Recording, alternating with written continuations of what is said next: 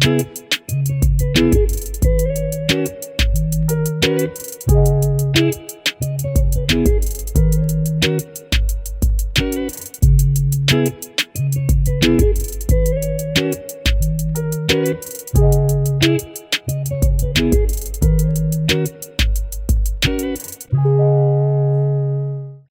gente! Sejam bem-vindos a mais um episódio do Pode Ficar Imune, aqui no canal do YouTube, doutora Ana Carolina Alergista.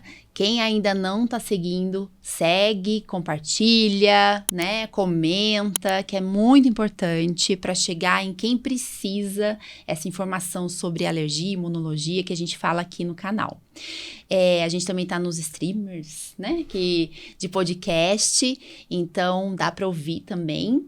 E a gente tem rede social, doutora Ana Carolina Alergista, tem o Pode Ficar Imune também, que a gente está sempre postando assuntos que a gente vai falar aqui no canal do YouTube. Hoje, eu combinei aqui de fazer um episódio falando sobre Outubro Rosa, né? E eu chamei duas colegas aqui da região, que são mastologistas. Elas têm um perfil chamado Mastologia Carolina e Tereza. É a doutora Carolina Calbianco e a doutora Tereza Priante, que a gente já conhece bastante tempo já, né, Tereza? E a gente vai falar sobre um tema muito importante, que é câncer de mama. Um tema que eu vou falar a verdade, eu não lembro, porque não é muito a minha área, né? Mas eu acho que é importante a gente falar. É claro que a imunologia tá ali no meio, né? Porque a imunologia tá em tudo, né? Até pra gente pensar no tratamento também. E eu queria agradecer quem tá assistindo, lembrar que quem tá patrocinando o episódio hoje é o restaurante Frederico, em Campos do Jordão. Tem truta, fundi, tem de tudo lá, massas, bem gostoso. E o Chalé Terrarum, né, em Santo Antônio do Pinhal. Então depois a gente põe aqui as redes sociais também para vocês seguirem e conhecerem, tá? Então, gente, obrigada por terem aceitado o convite. Fala um pouquinho da formação de vocês. Quer falar primeiro? Pode falar.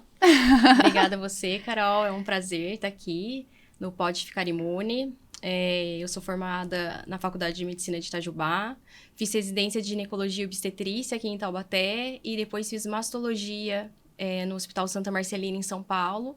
E estou aqui em Taubaté e região desde 2014. Muito obrigada. Vai ser um prazer contribuir com a população. Ai, que bom. E aí, Carol? Eu também agradeço muito pelo convite, fiquei muito feliz, achei a iniciativa muito, muito bacana, assim, para levar informação de qualidade, né, conteúdo com fonte segura, isso é muito bacana, queria agradecer o convite, de verdade. Ah, que bom. Eu fiz faculdade na Universidade Severino Sombra, em Vassouras, no Rio de Janeiro, fiz residência de ginecologia e obstetrícia no Santa Marcelina, que foi aí que eu conheci a T. Uhum. Fiz depois residência de mastologia no IBCC em São Paulo. E tô aqui de volta pro interior, porque sou daqui desde 2017. Ai, que legal. Muito obrigada. Né? Que bom, que bom. Então, assim, eu falei, nossa, vamos falar de câncer de mama, porque eu acho que é um assunto tão importante, né? E eu sou bem sincera, eu fiz pediatria, alergia, então eu não vejo muito isso mais. O máximo é lá na ginecologista, fazer o autoexame, né? Todo mês que eu aprendi. Fala aí um pouquinho pra mim, como que vocês se dividiram, pensa aí. Fala, por exemplo, a incidência, como que tá o câncer de mama no Brasil? É o mais importante, né? O mais comum, como que é? O câncer de mama é o câncer que mais mata as mulheres no Brasil e no mundo.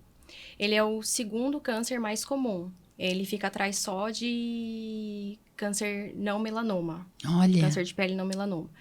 O INCA estimou para 2023 73 mil novos casos de câncer de mama. Então, é muito importante estar No Brasil? No Brasil. Nossa, muito alto, né? 2020 era 66 mil novos casos e para 2023 estimaram 73 mil novos casos. Nossa, muito, muito mesmo. Então, assustador. Assim, assustador. É importante ficar atenta para a gente fazer o diagnóstico precoce, que a chance de cura é muito alta. Tá, e qual que é a idade mais comum de dar o câncer de mama? Tem uma idade, assim? que a gente tem que procurar? Geralmente, 45 a 55 anos. Tá. Por isso que a gente começa o rastreamento, quando vai falar de rastreamento, aos 40 anos. Ah, tá Porque bom. pega, teoricamente, a faixa etária mais prevalente. Existem fora dessa faixa etária? Claro, mas a mais prevalente é mais ou menos nessa faixa etária. Até homem pode ter, né? Até homem, raro, mas acontece. A gente mesmo já teve alguns casos. A cada 100 mulheres diagnosticadas com câncer de mama, vai ter um homem com o diagnóstico. Como a gente falou, a Sociedade Brasileira de Mastologia recomenda a mamografia anual para todas as mulheres a partir dos 40 anos. Tá. E não tem uma idade final para acabar essa mamografia. A paciente estando rígida, estando bem, vale a pena fazer para a gente conseguir fazer esse diagnóstico precoce. E antes dos 40 anos, só se tiver indicação. Complementando também um pouquinho o que a Tereza falou, a idade limite também se a paciente tiver desejo. Porque a gente recebe muitas pacientes super saudáveis, já com 70, 80 anos, super saudáveis, e com o desejo de continuar também o rastreamento e tudo mais. Então, também levar em consideração isso. Olha, interessante, né? A minha avó, pra vocês ficarem mais tranquilas aqui, eu vou contar. Eu gosto de contar caos. A minha avó, eu antes achava que eu ia fazer oncologia, porque eu era muito fã do Dr. Flávio Salgado, né? Nossa, querido. E daí eu falava que eu ia fazer oncologia, ela tinha pavor. Hoje ela tem 90 e poucos anos, né? Mas ela tinha pavor. A minha avó foi uma senhora, tá viva ainda, gente, mas ela nunca fez um Papa Nicolau. Vocês acreditam? E câncer de mama, ela morre de medo de falar a palavra. Ela falava que era a palavra do mal, né? Tipo, coisa ruim. Coisa ruim. Ai, não fala. Essa palavra não fala, senão chama. Então, mas é importante quebrar esse paradigma e fazer o exame para a gente conseguir diagnosticar isso precocemente e mudar todo um prognóstico de tratamento, né? Porque aquilo do quem procura acha é para isso mesmo. Né? Porque a doença não vai deixar de existir, né? Isso. Por isso que eu acho que é importante fazer o exame de rastreamento para diagnosticar o quanto mais precoce, melhor. O tratamento é muito menos agressivo, com muito maior taxa de cura, né? Gente, é assustador, né? Eu ficava, vó, vamos fazer exame e tal, e não ia, sabe? Ela é, nossa, muito nervosa com muitas coisas, amo ela, mas, né, eu ficava preocupadíssima mesmo, assim, bem preocupante. Nas consultas, a gente percebe bastante isso. Senhora mais idosa esconde da família, não quer fazer o exame, e daí quando fica acamada, que Precisa de cuidados, daí a família vai dar banho, percebe a tumoração já Olha grande, isso, aumentada. gente. Então, assim, é muito importante a mamografia.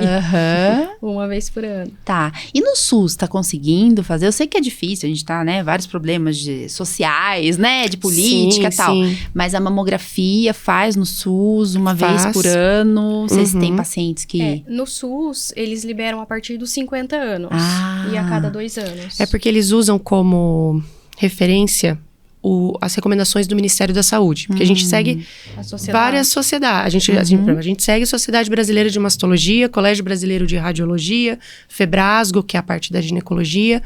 Todos orientam a partir dos 40 anos. Tá? O Ministério da Saúde a partir dos 50. Tá. Mas, assim, o que eu percebo, porque o laudo mamografia aqui no SUS, o que eu percebo é que as pacientes a partir de 40 anos estão fazendo também. Ai, que bom, né?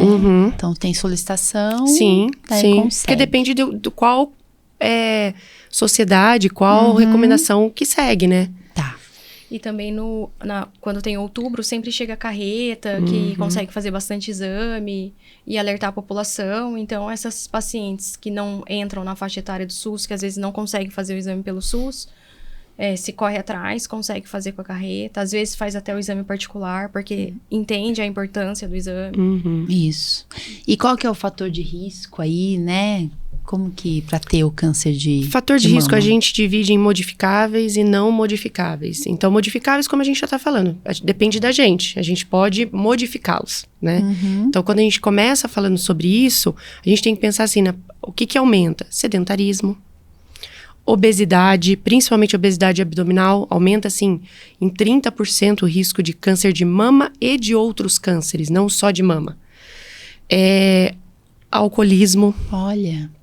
Tem muita a gente não tem uma dose segura. Tem paciente que fala, doutor, mas uma tacinha não tem uma dose segura. Então, o que a gente pede para evitar o excesso do álcool, diminuir mesmo. Alimentação, uma alimentação mais limpa possível. Então, eu sei que é muito clichê eu ficar falando só sobre isso. Não, é importante. Mas isso é porque todo mundo sabe. Alimentação, atividade física. Mas não, a gente tem que frisar. Eu, na minha consulta com as minhas pacientes, eu friso muito sobre isso. Paciente, assim, que está em tratamento também, eu falo bastante sobre isso, porque é bem importante mesmo. Ó, que interessante. A atividade física e alimentação saudável, eu acho que é tratamento, Eu né? também Não acho. Não é nem prevenção. Não é nem prevenção, é tratamento. Olha. Tem que fazer, vai mudar totalmente o curso. Eu tenho uma paciente mesmo que ela começou a tratar de câncer de mama na pandemia. E ela começou, depois que passou cirurgia, químio, tudo, ela veio me perguntar o que ela poderia fazer para não acontecer novamente e tal. Aí eu comentei com ela, que eu já tinha até falado já sobre atividade física, ela começou a fazer umas aulas online, emagreceu acho que uns 20 quilos. Só com isso, e ela adorou essa vida mais saudável, alimentação, tudo. Eu falei, perfeito. se conseguir mudar uma pessoa, já tô bem feliz, sabe? Nossa, que legal, né? Eu até pensei aqui, tabagismo também é um fator de risco para câncer O tabagismo de mama? Não é bom fumar, né, gente? A gente sabe, mas... Ele deixa a mama mais densa, então ele aumenta a densidade mamária e a substituição da glândula por tecido gorduroso. Então, pode ser que atrapalhe também na mamografia, né? Na detecção, né? Na detecção. Interessante isso. Hein? Além de ser, ele é muito oxidativo, né? Nas células. Então, tem que pensar que ele pode não ser diretamente, mas indiretamente bastante. Nossa, que interessante, né? E tem mais algum fator de risco? A parte Esses- genética ou não? A Carol falou os fatores de risco modificáveis, né? E tem os não modificáveis, que a gente não consegue mudar. Então, assim, história familiar só aumenta o risco em 5 a 10% dos casos. Então, assim, muitas pacientes chegam... eu tô com câncer, mas não tem ninguém na minha família com câncer. Isso é o normal mesmo.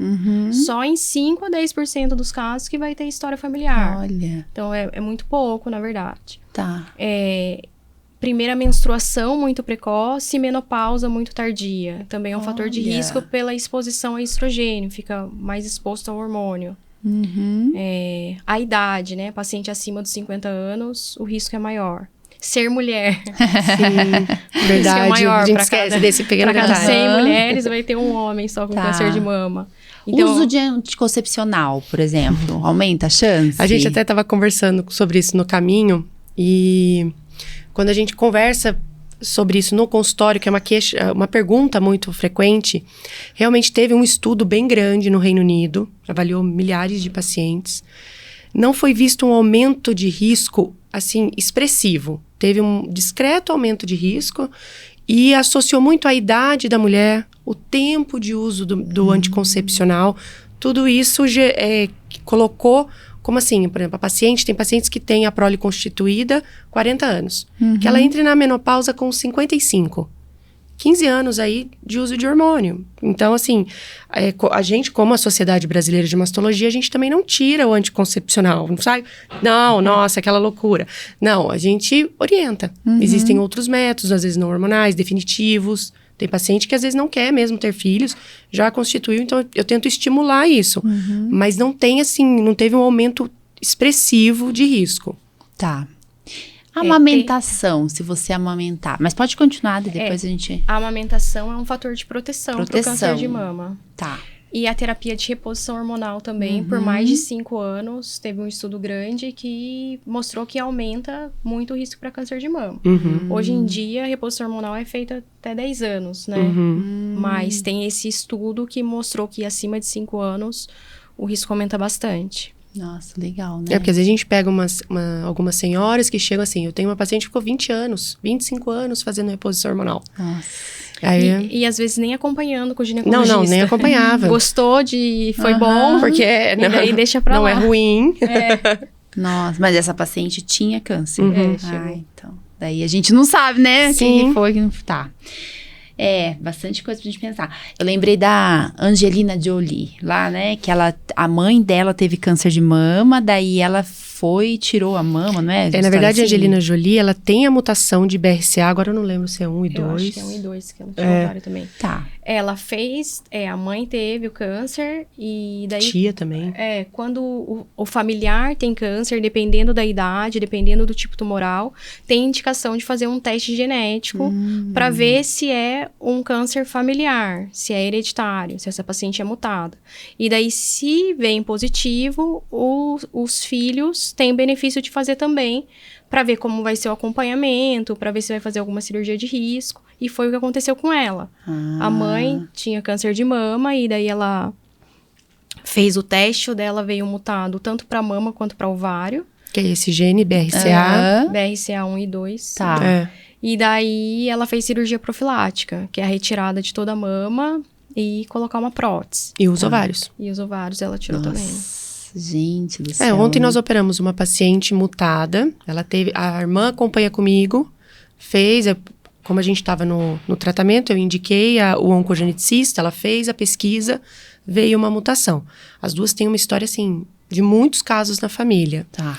Aí, essa irmã que não tem a doença, resolveu também fazer o teste. E veio também a mesma mutação da irmã. Olha. E ontem nós fizemos a cirurgia que a gente chama de redutora de risco. Olha. Então, a primeira a gente fez da mama e agora ela vai seguir para fazer também dos ovários. Entendi. Que é essa mesma mutação da Angelina Jolie. Você falou redutora de risco, eu vou perguntar uma coisa bem leiga, assim. Reduz o risco, mas não tira totalmente? Pode acontecer, mesmo fazendo uma cirurgia dessa, pode acontecer de, sei lá, sobrar um tecidinho ali que pode virar câncer? É que assim, a gente tem que ver que reduz, 99%. A gente nunca vai falar em 100%. Mas o risco de você desenvolver é muito alto. Então, assim, acaba sobressaindo do que você não fazer, né? Tá. Isso porque ela é nova, ela tem 42 anos. Tá. O ideal é mesmo antes dos 45, para ter esse real benefício da proteção mesmo. Tá. E quando você faz uma cirurgia dessa, você já coloca uma prótese? Só pra pensar assim. Isso. Ela claro, é bom deixar bem claro. Não é uma cirurgia como uma cirurgia estética de colocação de silicone. Claro. Mas é uma cirurgia que vai proteger ela de desenvolver um câncer de mama, né? Passar pelo tratamento, tudo. Mas coloca-se no mesmo momento da cirurgia. A gente entrou junto com a cirurgia plástica, com o Dr. Adamo. E ele já reconstruiu no mesmo momento. Olha, que legal. E convênio paga isso? O SUS oferece isso? Como que é? Os dois. Os dois. E o teste genético também? Então... O teste não, genético, pode falar que é o teste genético pessoas... no SUS não consegue fazer. Tá, e é muito caro? Por volta de R$3.000. Ah, tá. Mais parcela, dependendo do laboratório, se vem positivo, eles fornecem para mais familiares. Tem laboratório que fornece depois para mais 5 familiares. Entendi. Então, aqui naquela família que tem um monte de mulher, ajuda, né? No convênio libera, normalmente libera um teste menos ampliado, e daí se esse vem negativo, daí eles fazem um mais ampliado para avaliar. Que interessante isso. Porque não é só esse gene, né? A gente vai vendo outros tantos genes que também aumentam. Tem aqueles testes genéticos, até já fiz um, assim, sabe? Desses 300, 400 reais, assim, que é teste genético, não sei se vocês já viram, que é pra ver se você tem tendência genética a algumas doenças. É um exame que você colhe aqui na boca, tal, manda pro laboratório, tal. Tem umas marcas aí. E daí... vem se você tem chance de ter câncer. Câncer não. Eu lembro muito na minha cabeça, Alzheimer, doença celíaca, tal. Então, assim, esse não é esse aí mais barato. A coleta é bem semelhante, mas não é esse daí. Tá. Mais caro, né? Porque eu tô falando isso porque às vezes as pessoas ficam vendo na internet. Então. Inclusive a gente mesmo, gente. Fica vendo na internet e fala, vou fazer esse mais barato, né? E daí o teste, por exemplo, vem negativo. Aí, né? Tranquilo, né? E às vezes não é bem assim. Então tem que ir especialista acompanhar aí pra saber o que pedir, né? E o teste tem indicação pra fazer também. Se não tem nenhum familiar que tem câncer, você não tá com nenhuma suspeita, você não tem câncer, não tem por que fazer o teste. Então tem que ter uma história familiar ou a paciente tá com câncer. Dependendo da idade da paciente. Sim. Se é uma paciente mais velha, depende do tipo tumoral pra ver se tem indicação de fazer ou não o teste. Olha. Tá. Então, tem vários vieses, né? Não é... eu vou fazer o teste, né? Pra saber, né? Porque às vezes vem positivo alguma coisa e você não sabe nem o que fazer com aquele exame, né? Tá, e eu não sei se vocês falaram do ultrassom de mama. Eu fiquei na dúvida aqui. Quanto que a gente faz? A gente acha que pensou mesmo, fala agora mesmo, né? Quando a gente vai fazer a mamografia, a gente faz a mamografia anualmente. Aí tem muita paciente que fala, por que eu não faço ultrassom? Então, mais fácil. Mas é porque cada método tem a sua limitação, né? O que a gente sabe, mamografia, nenhum outro exame ele é superior em termos de redução de mortalidade. Então, ela precisa ser a mamografia. A mamografia, ela pode, às vezes, ter sua sensibilidade um pouco diminuída, dependendo da densidade mamária. Então, quanto mais jovem a paciente, geralmente a mama é mais densa. Que nem às vezes a gente chega assim, nossa, sua mama é super densa. Aí é que vem o ultrassom para complementar. Porque a densidade mamária, ela pode dificultar a gente de achar alguns nódulos, alguma lesão pequena, por exemplo, no meio daquela glândula toda, que o ultrassom conseguiria ajudar. Então, ela aumenta a sensibilidade da mamografia quando a gente faz associado. Tá? Só que a mamografia, por exemplo, microcalcificações, algumas calcificações, a mamografia só que vê. Então, por isso que a gente ainda não consegue substituir por mamografia, que nem quando a gente pede a ressonância. O paciente fala assim, então a ressonância ela é muito melhor. Não, ela tem a sua indicação. A gente não pede para todo mundo. Por quê? Porque ela tem a sua indicação. A mesma coisa o ultrassom. Tá. Nossa, interessante. Para o câncer de mama, a mamografia é o principal exame. Ele reduz mortalidade. Ele consegue detectar o câncer precocemente, onde a chance de cura é mais que 95%. E é isso que a gente quer. A gente quer detectar a lesão bem pequenininha para fazer um tratamento conservador para paciente, para às vezes nem precisar fazer quimioterapia e ser muito mais leve, né, o tratamento. Em relação ao autoexame, ele é importante para a mulher estar conhecendo o corpo dela. Mas a gente também não quer detectar nada pelo autoexame. Porque, assim, se está sentindo alguma coisa, é que essa lesão já está um pouquinho maior. Então, o que a gente quer? Ver essa lesão na mamografia, onde ela nem está palpável ainda. Então, a importância do autoexame é a mulher estar conhecendo o corpo dela. Para que, se observar qualquer coisa, procurar o quanto antes o mastologista. Legal. Muito interessante isso. Eu tenho 44 anos, daí eu tô pensando aqui. A gente faz... Então, eu já teria que fazer a mamografia todo ano, né? E ultrassom só se o meu médico pedir. Se necessário. Se precisar complementar a mamografia. Tá. Até então, eu sempre fiz os dois, entendeu? Por isso que eu tô pensando aqui. E daí, eu lembro que o médico fazia ultrassom, né? Ele sempre falava assim, traz o anterior. Porque daí a gente vai acompanhando, né? Acho que é importante lembrar disso aqui também, né? Porque às vezes a pessoa esquece, a gente falo esquece. Isso assim, da minha parte, que eu laudo. O exame anterior, assim, deixa a gente muito mais seguro quando a gente vê uma alteração. Aquele exame que é normal, a gente não precisa do exame mesmo, assim. Tá. Mas assim, você não vai saber se o seu exame tá normal ou não. Então, você tem que levar o seu exame, o médico que tá laudando. Às vezes vê uma área ali, uma área de distorção, uma área assimétrica, alguma coisinha diferente na mamografia. Poxa, deixa eu ver se já tem no ano passado.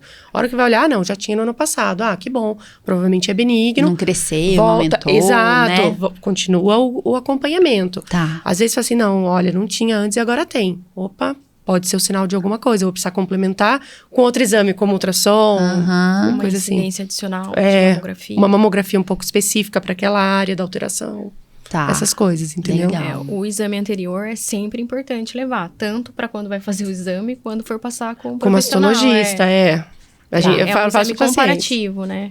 Eu falo para os pacientes, eu adoro um exame velho. Pode trazer, faz assim.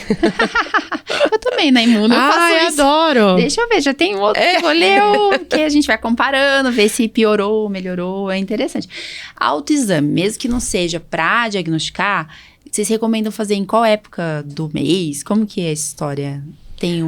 Não tem negócio do ciclo menstrual? O melhor período para estar fazendo o autoexame é de 7 a 10 dias depois da menstruação. Uma semana. Uma semana depois da menstruação. E para quem não menstrua, escolhe uma data melhor para você e faz o autoexame. Vai estar se observando. É verdade, porque hoje em dia com DIU, Mirena, ou paciente que não tem útero. Toma anticoncepcional Toma anticoncepcional, Aí a gente coloca assim, escolhe um dia do mês, que você lembra. Primeiro dia do mês. Sei lá, primeiro dia do mês. Já vou fazer meu exame, entendeu? Legal. Acho que a gente falou do que a gente tinha combinado, já tinha pensado. Eu acho que agora mais o tratamento, né? Fez o diagnóstico, e aí? O diagnóstico do câncer de mama, ele é feito com exames de biópsia. Tem 2 tipos principais. Ou é a core-biópsia, que é uma pistola que retira uns fragmentos desse nódulo para ir para análise. E tem um outro tipo também que a gente chama de mamotomia, que é guiado por mamografia ou por ultrassom. Quando a lesão não é palpável, o ideal é fazer guiado por um exame de imagem, Tá. que também retira esses fragmentos para análise. A gente, tendo o diagnóstico, a gente vai partir para o tratamento. O tratamento depende do tamanho da lesão, das características da lesão, que daí a gente vai decidir se vai começar primeiro com cirurgia, primeiro com quimioterapia. Olha. Nem sempre a cirurgia é uma cirurgia radical, que retira toda a mama. Na maioria das vezes, a gente tenta fazer o tratamento conservador, que é preservar a mama da paciente, que fica mais estético e mais confortável para a paciente. Que não é fácil, né, Carol? É porque, por exemplo, a cirurgia conservadora, o que eu vou avaliar? O tamanho da mama da paciente e o volume do tumor. Por isso que a gente fala, quanto mais precoce, melhor. Porque eu consigo preservar essa mama, por mais que ela seja pequenininha. É um tumor super pequeno, não palpável, mas dá pra fazer uma cirurgia conservadora, entendeu? Entendi. Pensando sempre nessa parte estética, Tá. sabe? Essa biópsia que você falou, core biópsia, ela é feita em centro cirúrgico ou é tipo consultório? Onde que é? Tanto a mamotomia quanto a core-biópsia é feita ambulatorial. A Ah. paciente faz e vai embora. É um exame bem tranquilo, é feito com mesmos anestesia que local. fazem, é mastologista que faz. A core-biópsia eu faço. A mamotomia, não. A mamotomia eu encaminho para uma clínica para fazer. Mas é uma clínica de ultrassom. Tá. Então, como se fosse fazer um ultrassom, tem lá o material pra poder fazer a biópsia, sabe? Interessante. Tá vendo? Então, como eu pergunto coisas que o paciente pergunta, Sim. porque não é uma coisa que eu vejo muito, né? Uma coisa até que eu queria falar, que a gente até veio conversando, sobre a mamografia. Uma vez teve até um burburinho, assim, falando sobre radiação segura, tá? Então, a gente precisaria de... A radiação da mamografia, ela é uma radiação biologicamente segura, tá? Então, a gente precisaria de, milhares de mamografias na vida para poder aumentar o risco de desenvolver um câncer de mama, na verdade, tá? Então, assim, isso é bom frisar, tá? Não... Houve um medo, nossa, mas se eu fizer mamografia, nossa, mas eu tô fazendo todo ano, eu vou desenvolver um câncer por conta da radiação. Não é bem assim, porque ela é segura, Tá. tá? Tem muitas pacientes também que questionam em relação à proteção para fazer a mamografia, proteção da tireoide. Também não é necessária essa proteção. Na verdade, colocando a proteção, a chance de fazer imagem sobreposta na mamografia é muito maior. E com isso, a gente tem que fazer incidências adicionais para ver se é sobreposição por causa da proteção da tireoide ou se é alguma imagem mesmo. Nossa. Então, assim, essa proteção da tireoide não tem indicação nenhuma de ser colocado. Nossa, eu lembrei aqui, né, que eu tomei a vacina do Covid bivalente e eu fiquei... Eu acordei, gente, eu esqueci que eu tinha tomado, daí 2 dias depois eu acordei com uma íngua aqui, que eu achei que era um câncer, né? Tipo, já falei, meu Deus do céu, tô com câncer, onde que eu vou? Vou ligar pra Tereza. Perfeito. Né? Daí a hora que eu levantei o braço, trocar de roupa, tal, não é mentira isso. Eu falei, ai, gente, é da vacina, né? O tanto é que veio logo depois uma recomendação do Colégio Brasileiro de Radiologia, que era para esperar as pacientes que pudessem esperar pelo menos umas 6 semanas para poder fazer a mamografia. 45 dias, Por exemplo, aquela né? paciente assintomática que vai fazer seu rastreamento.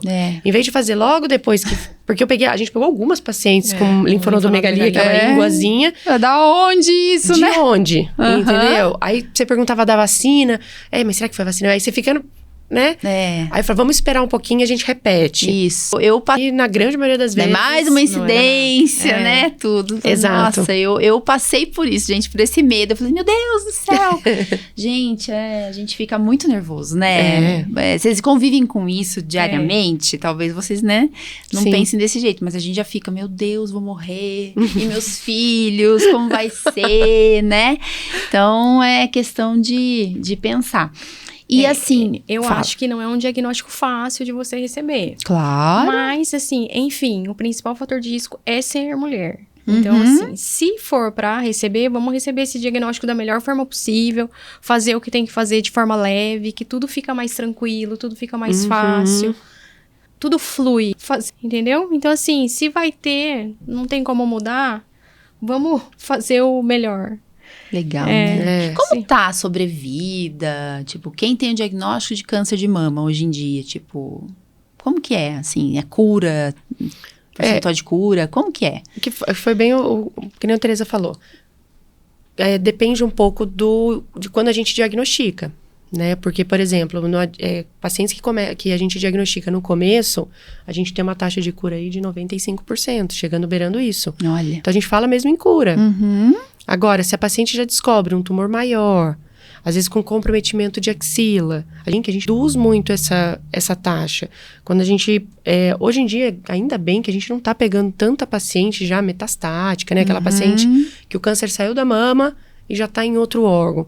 Então, ainda bem, a gente não é uma coisa muito frequente. Eu, pelo menos, não pego muito paciente com tumores muito grandes. Então, isso é muito bom, Nossa, ótimo. né?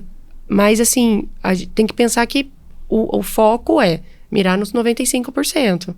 Tá. Então, para isso, a gente precisa fazer a nossa mais parte. cedo, né? Mais precoce, aquela história, Isso. né? Quanto mais precoce. Por isso que é bom martelar. Né? Fazer mamografia, gente. E assim, nem todo mundo vai pra cirurgia, então. Todos vão para cirurgia. Cirurgia é feita de qualquer forma. Tá. Mas dependendo do tamanho da lesão, a gente vai decidir se vai fazer uma cirurgia conservadora, se vai fazer uma cirurgia mais radical. Dependendo das condições clínicas da paciente, se essa cirurgia mais radical vai ter indicação de reconstrução no mesmo momento da cirurgia. E tem alguns casos que uns tumores maiores, com a axila comprometida, que daí vai começar primeiro com quimioterapia. Pra reduzir, Pra pra reduzir. depois... Que também é um tratamento. Aham. A gente precisa, às vezes, diminuir esse tumor, às vezes até para fazer uma cirurgia Mais conservadora. mais conservadora. E o principal objetivo da quimioterapia antes da cirurgia, a gente tá vendo a resposta do tumor em vivo. O tumor tá lá e a gente tá conseguindo ver essa lesão regredir. E dependendo do tipo tumoral, às vezes até lesão de 1 centímetro, vale a pena começar com quimioterapia Olha. para a gente ver essa resposta. E se não tiver uma resposta completa, depois da cirurgia, complementar com mais quimioterapia.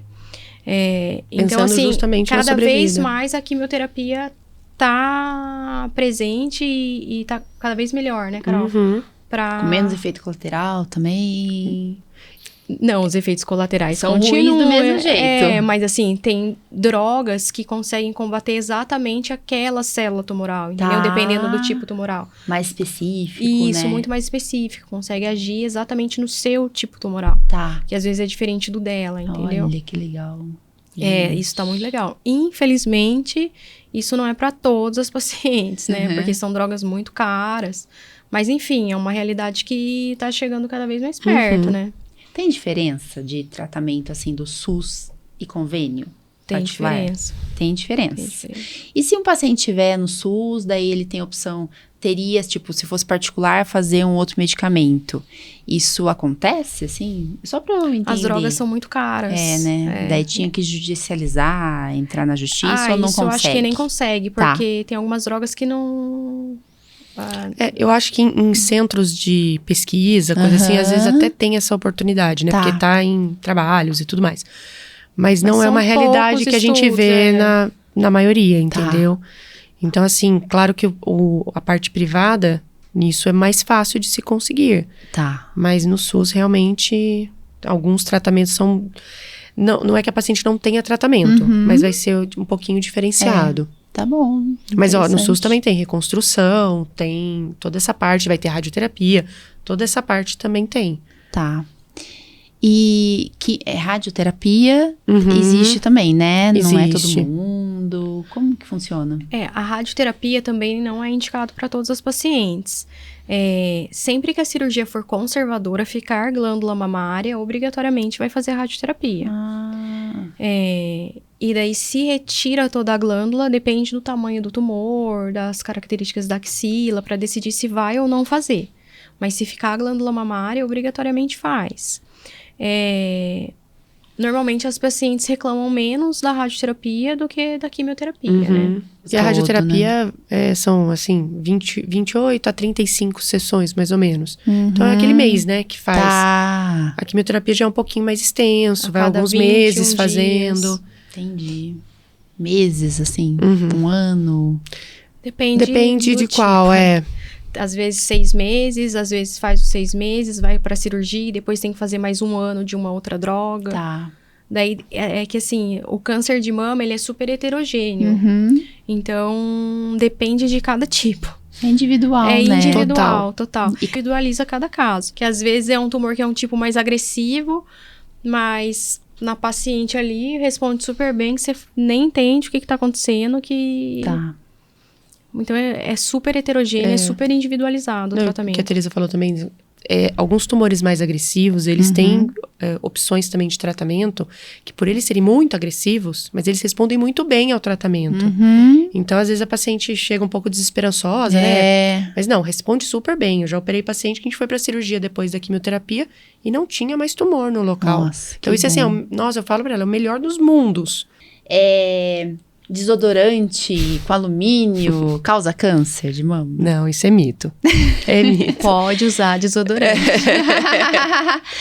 Sutiã de aro pode causar? Mito também. Pode usar sutiã, pode dormir com sutiã, não tem problema. Fique à vontade com o sutiã. É que a gente...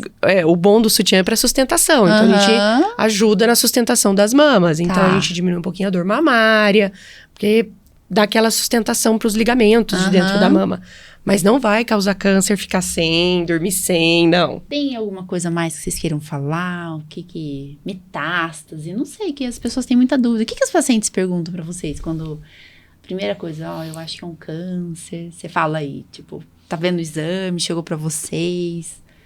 O que vocês falam? Uma coisa que já me perguntaram muito, e às vezes, por exemplo, faz uma mamografia, que... Por exemplo, vê as calcificações, aí faz um ultrassom, mas doutora, esse exame aqui não tem nada. Não, mas foi visto na mamografia. Então, aquela limitação dos exames. Então, isso é bom deixar... Porque às vezes isso é uma pergunta também que vem. O câncer de mama tem cura, né? Isso é o mais importante. Sim, você vai ficar curada. E se não ficar curada, se já tem metástase, né? Que a doença já se espalhou, a gente vai conseguir controlar a doença para você ter uma qualidade de vida. Vai fazer a quimioterapia, vai ficar bem fazendo a quimioterapia. Então, pensar na cura, pensar no bem-estar, pensar que tudo vai dar certo. Que, assim, ter o pensamento positivo faz muita diferença. Tem gente, esses dias, aquela moça da Rede Globo, que ela é casada com um Apresentadora, Boninho lá, esqueci o nome dela. Ela tava feliz que ela tava vindo viajar, que ela tava comemorando mais um ano que ela tava curada, que agora dava pra falar que ela tava curada. Acho que tem um 5 anos. Sim, 5 anos. 5 anos que não apareceu mais nada, é isso? É isso. Isso. Daí já dá pra fazer festa.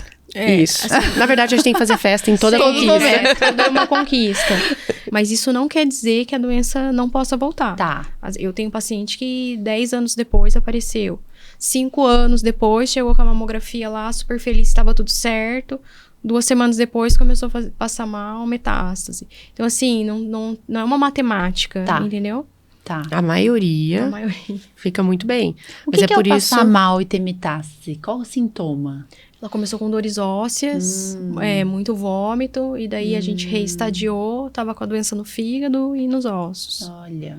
Tá. Então, resumindo, com ou sem câncer, a gente tem que ir uma vez por ano. Sim. Com ou sem câncer. Né?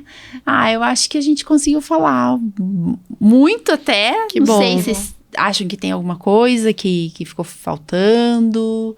Tem que estar atento com o exame de mama. Mulher tem que prestar atenção nisso. Tem que prestar atenção tem jeito. nisso. O diagnóstico precoce faz toda a diferença.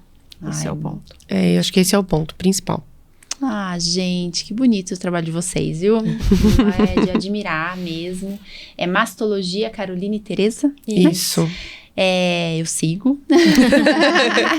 Carol, mastologista, e a Carol alergista, né? Falaram. E eu queria agradecer vocês por terem vindo falar. A gente né? que agradece, Carol. Muito obrigada pela oportunidade. É muito bom levar informação, né? Sim. Como a Carol falou, informação de qualidade, para as pessoas estarem atentas. Muito obrigada mesmo. E fica a dica aí, Não, né? obrigada mesmo. A gente se atualiza, a gente vai em congresso, aula, justamente para o melhor para as nossas pacientes. Né? Obrigada, viu? Obrigada, Carol. Ficou bonito.